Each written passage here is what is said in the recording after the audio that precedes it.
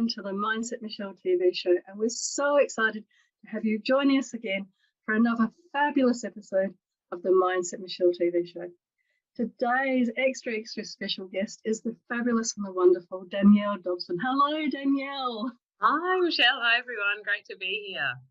It's so exciting to have you here and to have you talking about some of those areas that people may or may not be aware of. And it's so fascinating when you start to think about how we may be like a computer, in some ways pre-programmed.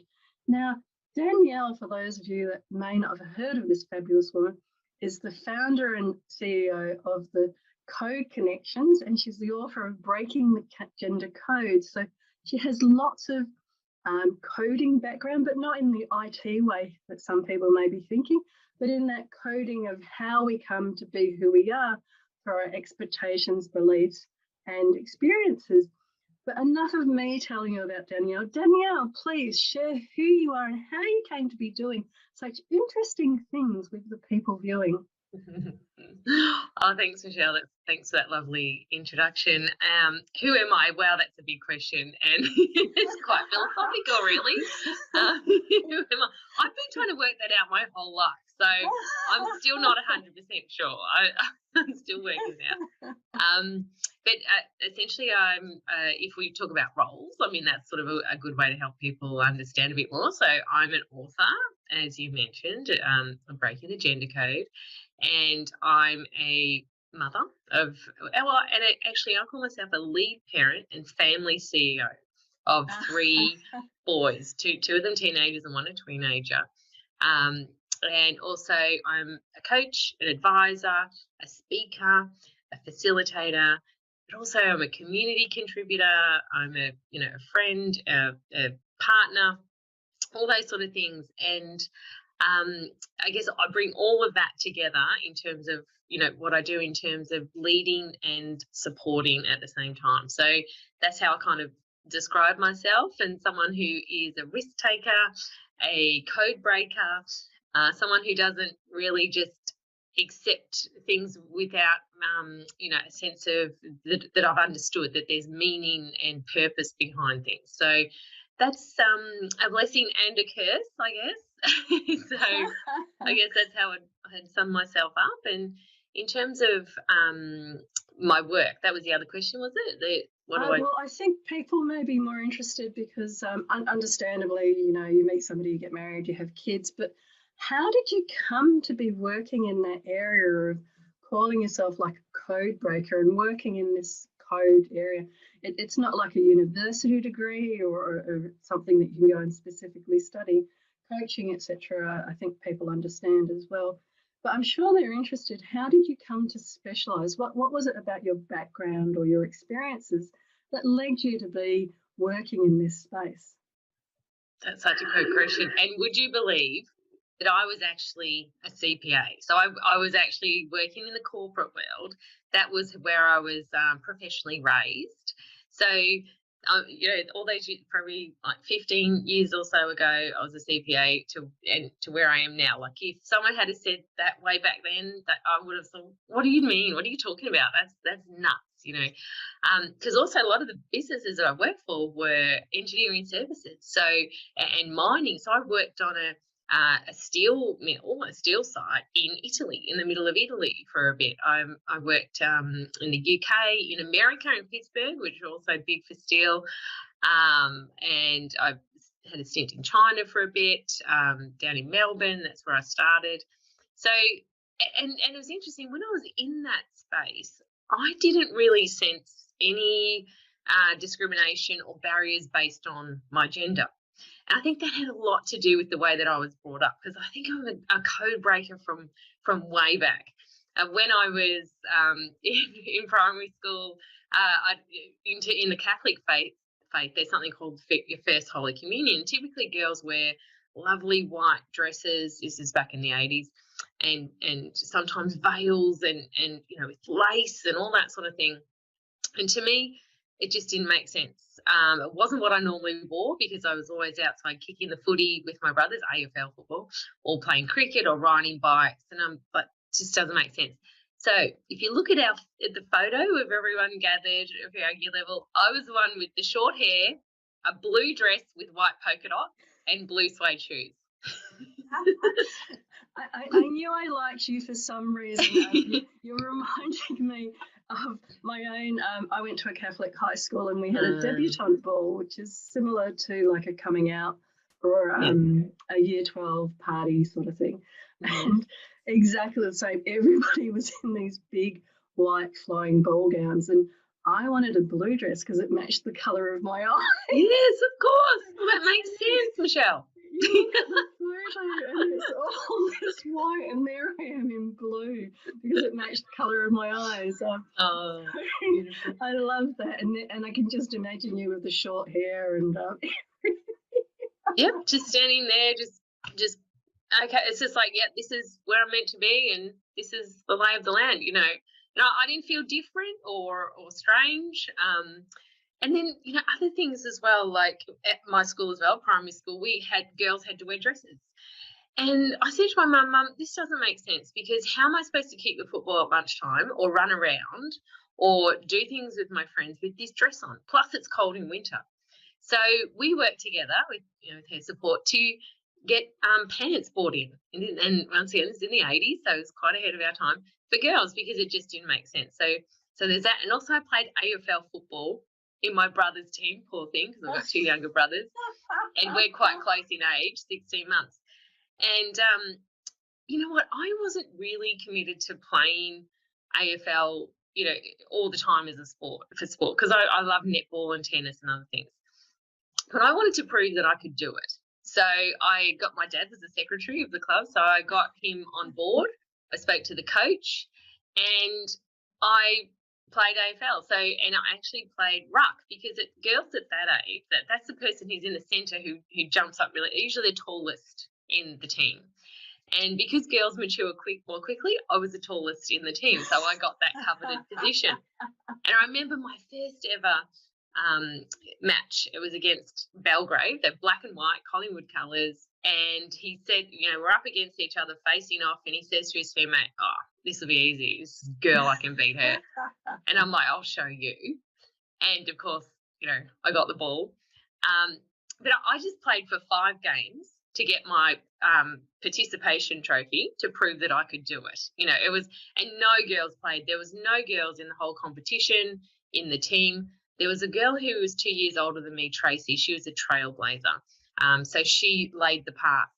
But it was something I just thought, I'm going to do this, and I did it. So that was my sort of operating system. So being in a, on mine sites or with a whole lot of men and engineers, it didn't seem like a big it wasn't that leap. big a shift for you. No, I knew how to play the game, and I knew, having being around a lot of men and boys, that you've got to play the whole your life as a game. There's strategy. It's like a sport, of one-upmanship and all that sort of thing. Not that I necessarily engaged in that, but so it didn't feel like I was discriminated against on the basis of my gender.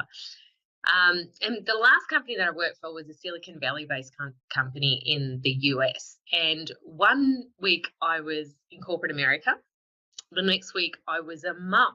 So, this is another transition point, because you work right up to your drop over there. So there was no transition.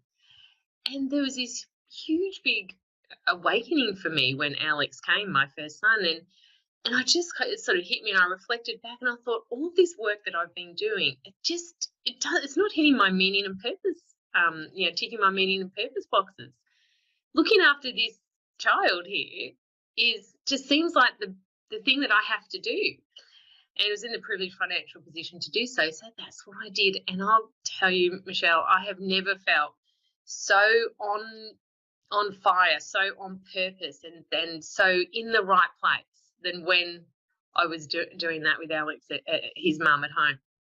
So that was a big shift. But then, I wanted to get back into the world and help, other women with, the struggles that we all deal with when children are young.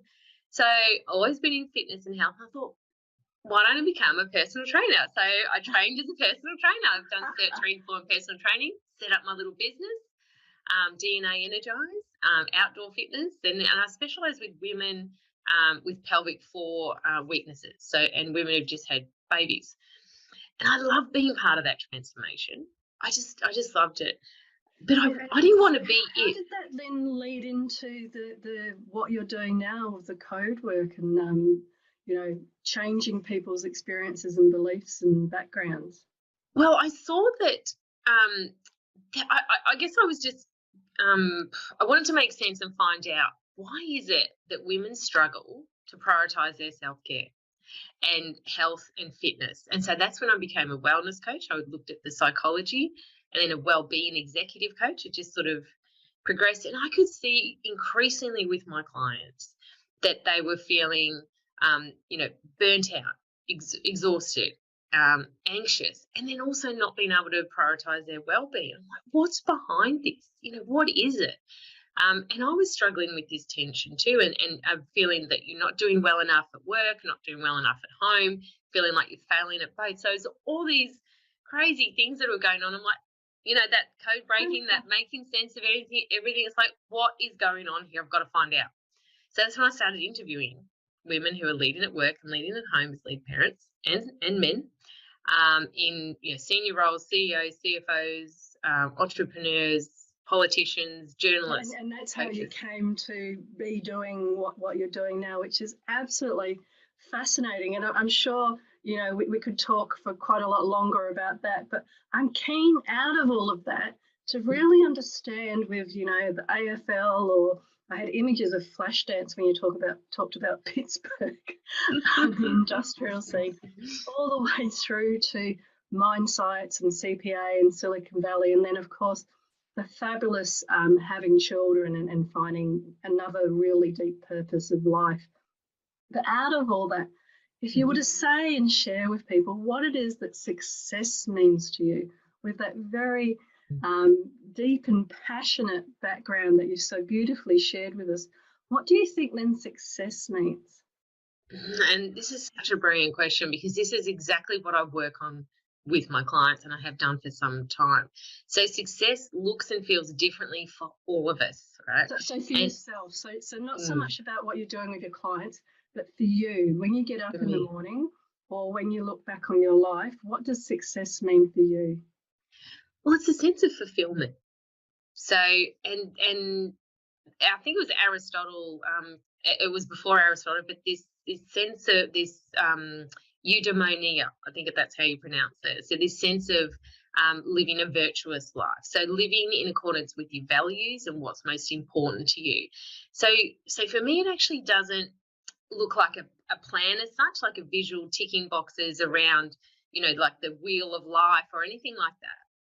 It's that everything that I'm doing in my day is meaningful and purposeful and important to me, because I use that as an internal compass to make decisions, about how I use my energy and time, and it's sort of like a guiding compass. So when I'm on purpose with that, when I'm doing, listening to that internal compass, I feel fulfilled, and that feels like success.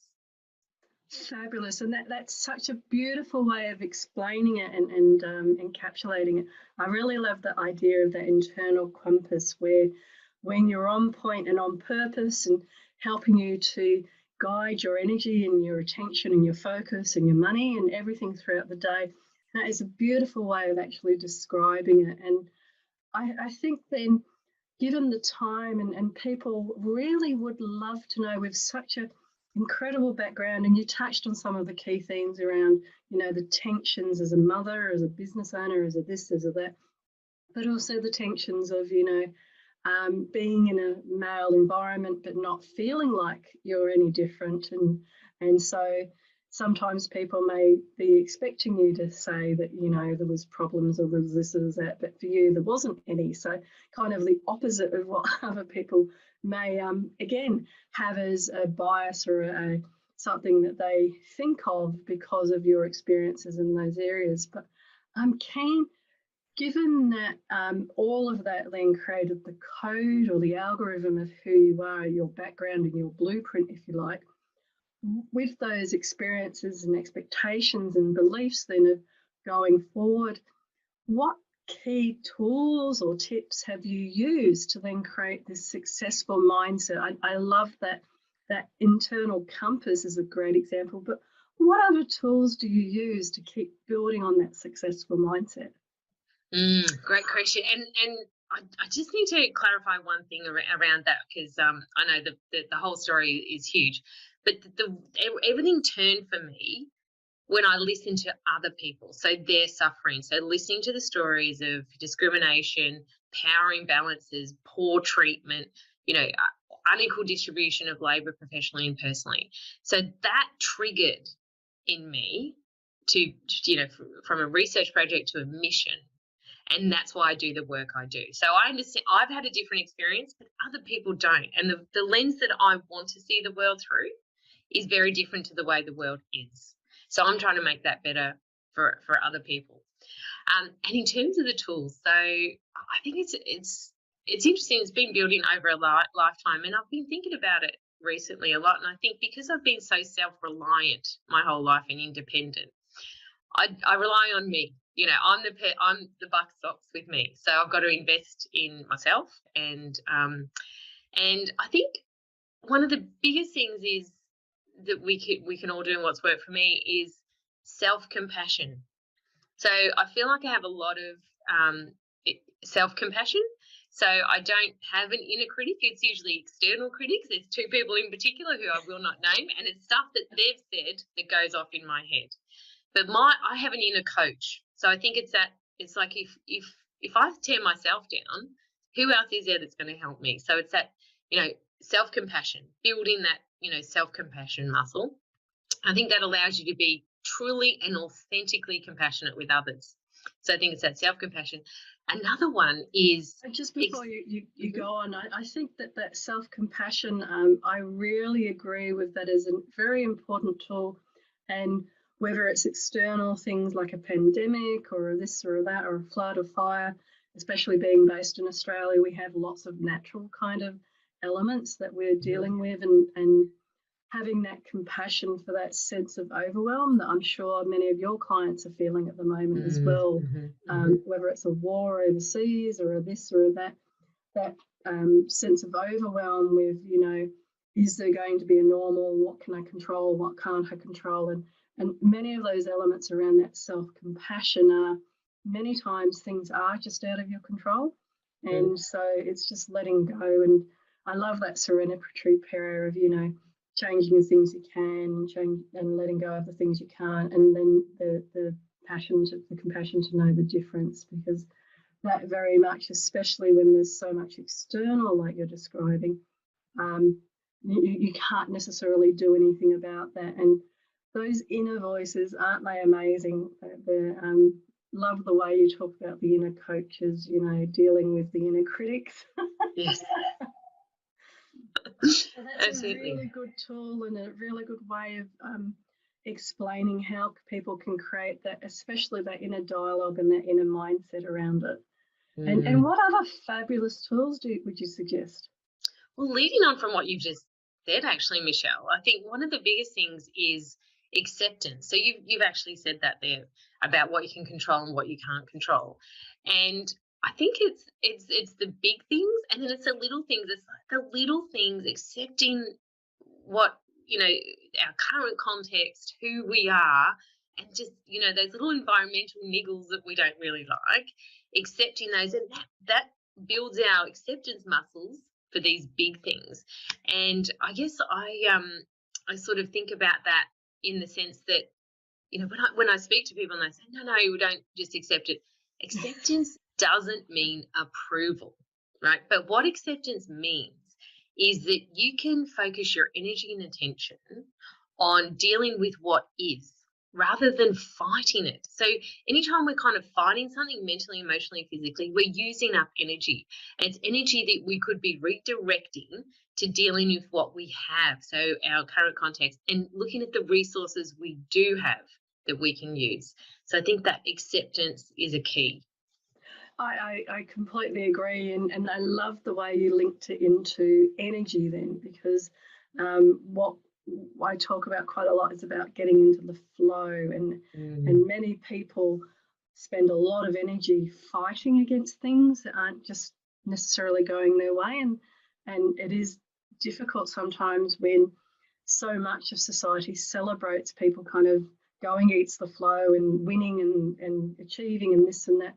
But I think it's recognizing those battles, when to mm, accept and when not to accept, like I was saying, but also then being very aware of the amount of energy that you're placing into those different battles, and whether that energy that serves you, like you were saying with that internal compass, whether that energy serves you staying on true to your purpose, whether that's raising children, running a business, working in an office or for a large organisation. And also, you reminded me when you were speaking then about going with the flow. You described it so beautifully about the process you went through before this interview today of dropping off your son and having that conversation around, well, I have these other commitments and it's pouring with rain. So, there was all of these kind of external environmental factors in amongst the fact that your son needed to get to school and all of that. And going with that flow and negotiating along the way, I think that that's where that acceptance and the energy management is really important, to recognize that life very much is this ongoing negotiation to keep yeah. you in the flow and help you to deal with what comes up. Because I've been reading a lot about stress recently, and especially mental health around stress and anxiety. And one of the fascinating things is it talks about a normal level of stress and these everyday issues. And I think that as we're talking about acceptance and the inner compass and many of the other beautiful things that we're sharing, it's also very important to recognize that sometimes your compass is working and sometimes it's not working. And that comes back to that beautiful compassion that you were talking about. And it's more for when it's not working to not beat yourself up, but to get back into the flow again. Absolutely. Wonderful. And I think with the code, how do you actually work with clients then to see? Because I know that one of the key things about building a successful mindset is developing that awareness around what you are and you're not doing, whether you're being kind or compassionate to yourself, whether you're on purpose or doing somebody else's purpose, which Mm-hmm. can happen a lot for people Mm-hmm. working in organisations. Your days are kind of full of what the organisation wants or what the family wants or what friends and outside colleagues want. And it can be hard then to come back to, well, what do I want to achieve and where should I put my energy? So how do you help people then to kind of reprogram, and what tips would you have around reprogramming that? Great question. And I guess if we start at the starting point, this is kind of where I start, is that we are nature, nurture, and neuroplasticity. So, and that's something that Dr. Sarah Mackay shared with me when I interviewed her. She's a neuroscientist. So if we sort of think of those three elements, so we are who, we're nature. We are who we are. And part of this whole thing is understanding who we are and building that self-knowledge data bank. So understanding who we are. It's a lifelong process. We keep learning. And nurture. So our environment and, the environment we're in, the messages that we've received, how often we've received the messages, who they're by, and, how they delivered them, what we choose to believe, and then what we choose to then create, and make our own code. So, and everyone's vastly different in that sense. And then there's neuroplasticity, which means that we can change things. And this was highlighted through a conversation with my then 12-year-old son when I was doing all of this research. And I said, we were just talking, I said, what do you love about coding club? Like an after school club. And he's the middle child. And he said to me, well, Mum, I'm the worker person in the family. My big brother bosses me around. But when you're in coding, it doesn't boss you around. So you can get to do whatever you want with it. So I'm in charge and I can make anything I want when I make my own code. And I thought, oh my God, that's so true. And then he went on to say that you've got to know how coding works. So that's understanding yourself, and that because before he couldn't read it and understand it. If he saw something, he just didn't know what it meant. But once he learnt it and he understood it, then he knew what it meant. And then he said that he can make a choice to do what it says or not. And then he can delete parts of the code that don't make sense to him. And then he said that not all code's been created yet, so that we can try new things that haven't been tried and create them. And that conversation, that was before I wrote my book. That I had all this research in the transcripts. I had all of this, research that I'd done, because I said to him, you know what, it's like this coding. It's like a gender code that we've all been, following along for millennia. And that's when he said, is you coding anything like coding that I do in Code It Yourself Club? And that's when he revealed all that to me. And I thought, actually, yes, that's correct. So what we understand that there is a code, so we expose it, whatever your code is. And then you decode it so you understand it more. And then you can decide which parts of your code and your personal algorithm you've been building that you want to keep, because you want to honor it and you value it. And then what parts you want to delete because it's not serving you anymore. And then what new parts you want to create. And then I have a process for that, which is actually in my book called Circle. But you can go through that process where you write and execute your own unique code, one that works for you and not anyone else. So that's... I love that. And different people talk about that rewriting the code in different ways, whether it's seeing a coach for cognitive behavioural therapy, whether it's affirmations or journaling. There's so many, and it's so wonderful. You described it so well. There's so many different ways that you can empower yourself and rewrite that code and change that code. And I think people like ourselves, there's never been a better time and a more important time for us to keep reminding people as things are happening in the world at the moment that they can rewire that code, redo the code. And I think I loved when you shared about how your son said there's code that hasn't been written yet. How insightful that, it's not all done or finished or completed. He still has the opportunity to be creative and to look further afield than what his big brother wants and what anybody outside of him wants, because big brother would be his main reference point, but anybody outside of him, the teachers, whoever. It's so fabulous to hear that he recognises that he has the power and he has the control of that element, and I'm sure it comes through in other areas of his life as well. I would love to keep talking about how we could rewire and redo this, but how can people then get hold of you? You've mentioned your book and the process, but what's the best way for people after today to contact you? I think the absolute best way, Michelle, is LinkedIn. I'm quite active on LinkedIn. So it's Danielle Dobson on LinkedIn. And then also there's my website, codeconversations.com.au, and that has everything on there, all the work I do, plus a link to the book and speaking and all of those sort of things. So, yeah. Fabulous. And I'll just point out for those listening, Danielle's got 2 L's in it when you're looking at the lovely Danielle on LinkedIn. And I love asking people this question. If you were to go back to your younger self, the fabulous Danielle, either playing AFL or working as a CPA, mine or in Silicon Valley, what might be some of the key advice that you would give to a younger self? Great question. I think it would be choose wisely who you have in your circle. So I think in particular when I was a teenager, didn't choose so well, and I didn't know that you're the sum of the 5 people you spend the most time with, and I've shared that with my kids. But I think it's choose who you have close to you. So are they your mates? Do they have your back or do they hold you back? I think that's a big one. That's what I would tell myself.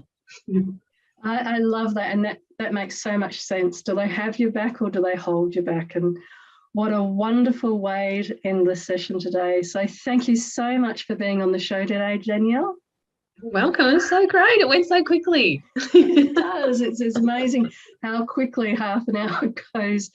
But I'm sure for the people viewing that we've shared many other insights and tips. And so thank you for sharing your expertise and for assisting people in their own ways to keep being empowered to build their mindset for success. So thank you so much for being on the show. Thank you. It's a pleasure. And to those viewing, it's been another action-packed and full-on half an hour. So thank you for coming to the show today. And from my heart to your heart, be great, be fabulous, and be you.